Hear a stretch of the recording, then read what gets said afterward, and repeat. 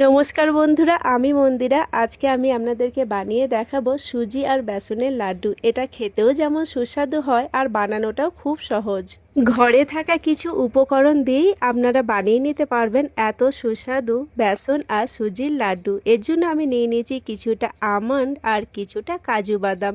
এগুলোকে গুঁড়ো করে নিলাম আর কিছুটা আধ ভাঙা করে রেখে দিলাম। এরপরে এক বাটি চিনি নিয়েছি, সেটাকেও গুঁড়ো করে নিলাম। আর এক বাটি বেসন নিয়েছি। এরপরে গ্যাসটাকে জ্বালিয়ে দেব আর একটা পাত্র বসিয়ে দেব। এর মধ্যে দিয়ে দিলাম আধ কাপ ঘি আর তার মধ্যে এক বাটি বেসন দিয়ে দিলাম আর বেসনটাকেও ভালো করে নাড়াচাড়া করে নেব। বেশ কিছুক্ষণ নাড়াচাড়া করার পরে এর মধ্যে দিয়ে দেব হাফ বাটি সুজি আর সুজিটাকে দেওয়ার পরেও খুব ভালোভাবে নাড়াচাড়া করে নেব।